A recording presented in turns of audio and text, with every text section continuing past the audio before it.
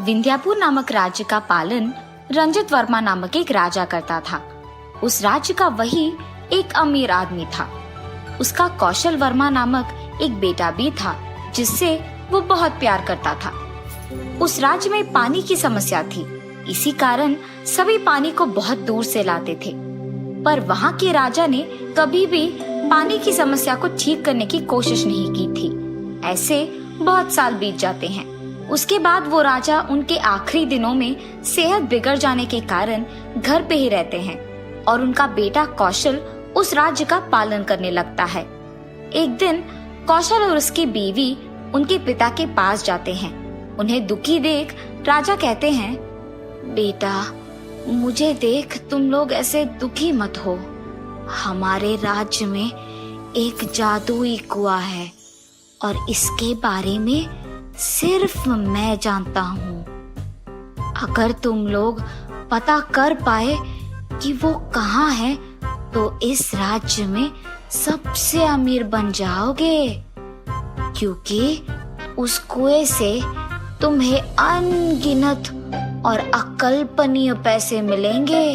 वो हासिल करके तुम दोनों हमेशा के लिए खुश रह पाओगे। ठीक है पिताजी, आपके ही तरह मैं ये रहस्य किसी को नहीं बताऊंगा।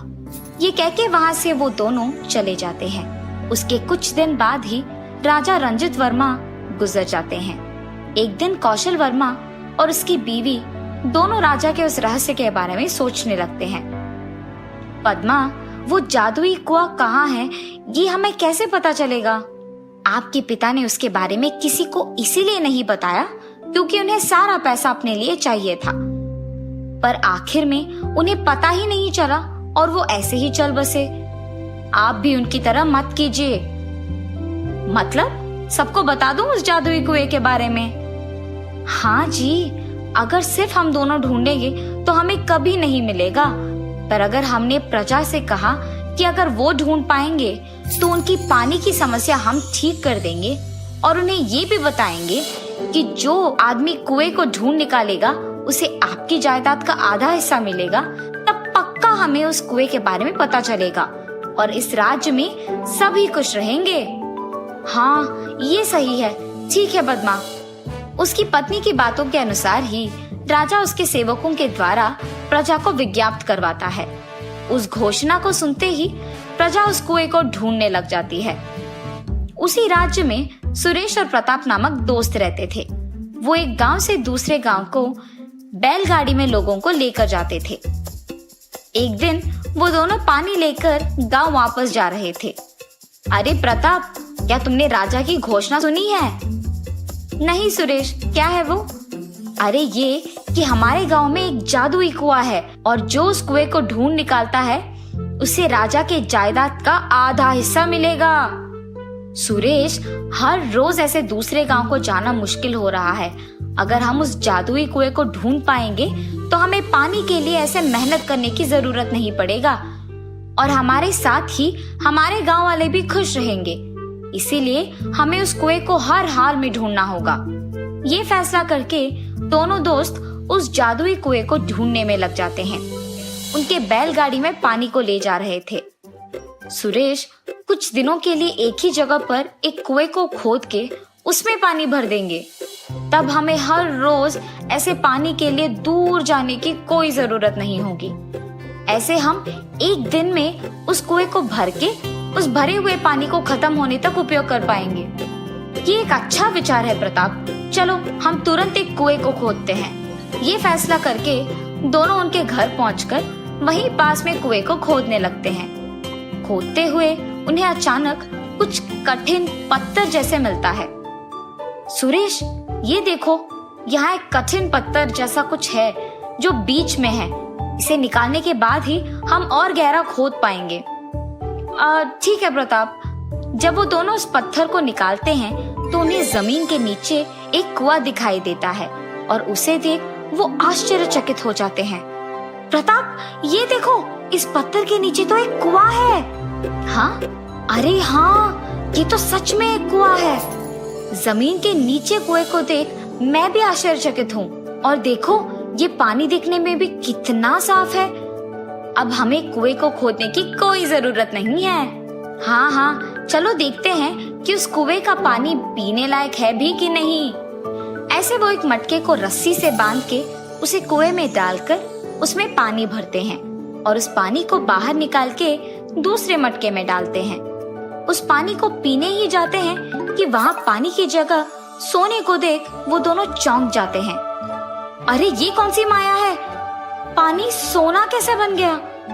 ये मुमकिन भी है। शायद यही वो जादुई कुआं है, इसीलिए यहाँ का पानी भी सोना बन गया। एक और बार उस कुएं से पानी बाहर निकालकर देखते हैं। चलो, इस बार वो पानी को मटके से बाहर निकालकर उसे जमीन पे बहला देते हैं। जमीन पे पानी उनकी आंखों के ठीक सामने सोने में बदल जाता है। ये देख वो दोनों बहुत खुश होते हैं। ऐसे वो खुशी खुशी कुएं से पानी निकालकर उसे जमीन पे बहने देते हैं। सुरेश, ये वाकई ही जादुई कुआं है। हमने इस कुएं के लिए जमीन के ऊपर तो बहुत ढूंढा, लेकिन जमीन के नीचे नहीं ढूंढा। अगर हमने आज कुएं के लिए खोदा नहीं होता तो ये कुआं हमें शायद कभी नहीं मिलता। हाँ प्रताप, मेरे हाथ बहुत दर्द दे रहे हैं। आज के लिए इतना सोना काफी है। कल यहाँ से कुछ और सोना लेकर जाएंगे, ठीक है? ये क्या बात हुई सुरेश? हम इसके बारे में राजा को नहीं बताएंगे क्या? क्योंकि तब वो हमारे पानी की समस्या का हल निकालेंगे और सारी प्रजा खुश रहेगी। प्रताप यार, दूसरों के बारे में हम क्यों सोचे? हम दोनों की खुशी बस है ना, इसीलिए हमें इस कुएं के बारे में किसी को बताना नहीं होगा। सुरेश, हमारे साथ साथ मुझे इस राज्य में भी सभी की खुशी जरूरत है, इसीलिए तुम आओ या ना आओ, मैं तो राजा से ये कहने जा रहा हूँ। और ऐसे प्रताप वहां से चलने लगता है। अगर प्रताप ने राजा से इस जादुई कुएं के बारे में कह दिया तो वो सारा उन्हीं का हो जाएगा और मैं उस कुएं से कुछ नहीं ले पाऊंगा। इसीलिए मुझे मेरे दोस्त को राजा के पास जाने से पहले ही रोकना होगा और उसे कैद करना होगा। इतने सोने से तो मैं सबसे अमीर बन जाऊंगा। ये फैसला करके वो उसके दोस्त को कैद कर देता है। उसके बाद से सुरेश हर रोज कुएं से कुछ सोना लेकर जाता था। ऐसे बहुत दिन बीत जाते हैं। बहुत दिनों से प्रताप के घर ना जाने के कारण उसकी बीवी चिंतित होती है और राजा के पास जाती है। राजा जी, मेरे पति सुरेश के साथ बैलगाड़ी चलाते हैं। वो कुछ दिनों से घर नहीं लौटे हैं और मुझे सुरेश पे शक है। मुझे बहुत डर लग रहा है। माता, आप फिक्र न कीजिए, मैं आपके पति को सही सलामत आपके पास लौटा दूंगा। आप हिम्मत से काम लीजिए। राजा के ऐसे कहने पर वो वहां से चले जाती है। सेवकों, सुरेश नामक आदमी का पता करके कुछ दिन उसका पीछा करो। जी प्रभु। राजा के आज्ञा के अनुसार ही सेवक सुरेश का पीछा करते हैं। एक दिन सुरेश रात के समय में उस जादुई कुएं के पास जाकर उसमें से पानी निकालकर उसे जमीन पे बहलाता है। पानी को सोने में बदलने के तुरंत बाद उसे वहां से लेकर जाता है। सेवक ये सब देख उसका पीछा करते हैं। सुरेश वो सोना लेकर उसके दोस्त के पास जाता है। ये देखो प्रताप, तुमने मुझे क्या करने पे मजबूर कर दिया। अगर तुमने मेरी बात मानी होती तो मेरे साथ तुम्हें भी ये सोना मिलता, लेकिन तुमने नहीं सुना और ये सारा सोना मेरा हो गया। ऐसे जब वो प्रताप से बात कर रहा था, उसके पीछे से राजा के सेवक आते हैं। प्रताप को मुक्त करके उन दोनों को राजा के पास ले जाकर उन्हें जो कुछ भी हुआ बताते हैं। सुरेश, ना ही तुमने मुझसे कुएं की बात छुपाई, बल्कि तुमने जिस आदमी को सच कहना था उसे भी कैद कर दिया।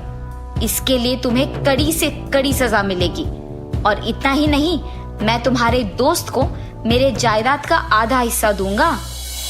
प्रभु, मुझे आपकी जायदाद नहीं चाहिए, बस आप मेरे दोस्त को उसकी गलती के लिए माफ कर दीजिए। ठीक है, इस बार के लिए कर दूंगा और तुम्हें मेरे जायदाद का आधा हिस्सा भी दूंगा। राजा सुरेश को माफ करके उसका पूरा सोना हासिल कर लेते हैं। राजा के माफ करने के बावजूद सुरेश को बहुत दुख होता है कि उसका पूरा सोना चला गया। उसी दुख में वो वहां से चले जाता है और प्रताप को दिए हुए वचन के अनुसार उसे उनकी जायदाद का आधा हिस्सा देता है और वो वहां से खुशी खुशी चले जाता है।